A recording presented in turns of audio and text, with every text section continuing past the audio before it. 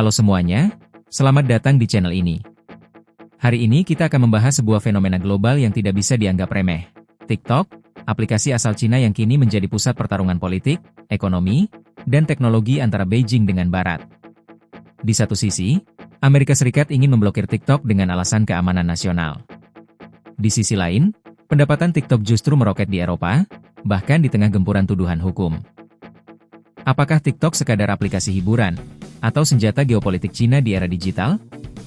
TikTok lahir sebagai platform hiburan berbasis video pendek. Namun karena dimiliki ByteDance, perusahaan asal Beijing, ia dianggap punya hubungan erat dengan pemerintah Cina. Amerika Serikat menuduh TikTok bisa digunakan untuk mengumpulkan data warga Barat.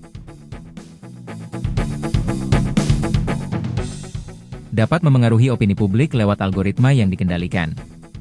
Berpotensi menjadi alat perang informasi di masa depan. Inilah yang membuat TikTok menjadi simbol ketegangan geopolitik baru. Meski dibayang-bayangi ancaman pemblokiran, TikTok sangat populer di negara barat. Di Eropa, pendapatannya naik 38% jadi 6,3 miliar US dollar tahun 2024. Di Inggris, Amerika Latin, dan Uni Eropa, TikTok menggandakan pendapatannya sejak 2022. Sementara di Amerika Serikat, Donald Trump sudah berulang kali menunda keputusan blokir atau penjualan paksa. Artinya, pemerintah menganggap TikTok berbahaya, tapi masyarakat tetap cinta mati dengan aplikasi ini. Meski sukses secara bisnis, TikTok ini dibombardir masalah hukum di Eropa. Komisi Eropa menuding TikTok gagal membatasi akun palsu yang bisa memengaruhi pemilu. Sementara di Amerika Serikat, Donald Trump sudah berulang kali menunda keputusan blokir atau penjualan paksa. Artinya, pemerintah menganggap TikTok berbahaya, tapi masyarakat tetap cinta mati dengan aplikasi ini. Meski sukses secara bisnis, TikTok ini dibombardir masalah hukum di Eropa. Komisi Eropa menuding TikTok gagal membatasi akun palsu yang bisa memengaruhi pemilu.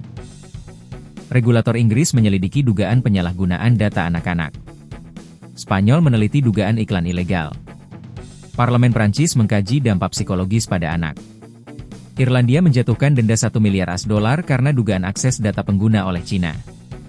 TikTok sendiri mengalokasikan 1 miliar US dollar khusus untuk menutupi denda di masa depan.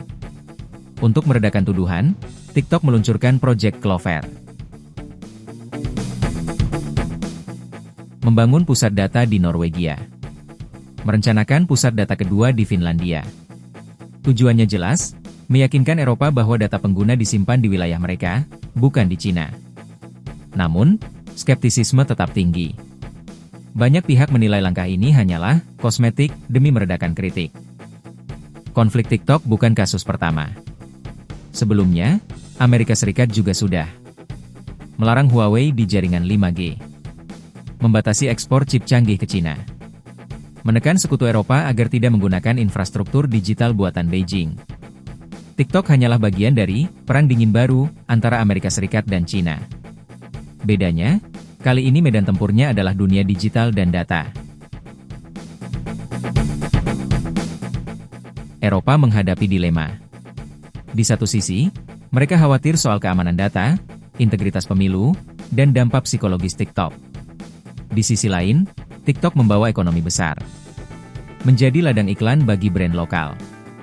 Menjadi sarana ekspor budaya generasi muda Eropa.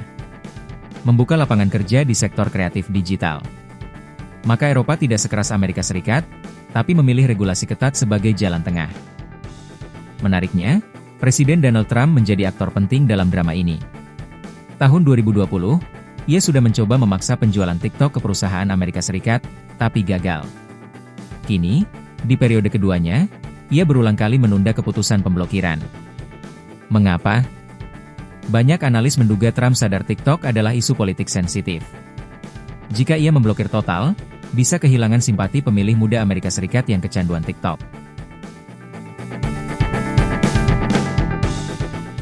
Jika Amerika Serikat punya Hollywood dan Silicon Valley, maka Cina kini punya TikTok.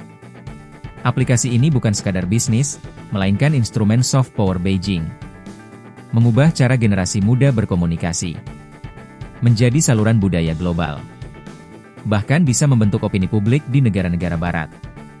Di era digital, siapa yang menguasai data dan algoritma, bisa dibilang menguasai masa depan. Lalu bagaimana nasib TikTok? Ada 3 kemungkinan besar. Diblokir di Amerika Serikat jika Trump atau penggantinya memutuskan keamanan lebih penting dari popularitas. Dijual ke perusahaan Amerika Serikat, skenario lama yang masih mungkin. Bertahan dengan regulasi ketat di Eropa lewat pusat data lokal dan denda besar. Apapun yang terjadi, TikTok sudah membuktikan diri sebagai pemain global yang tak bisa diremehkan.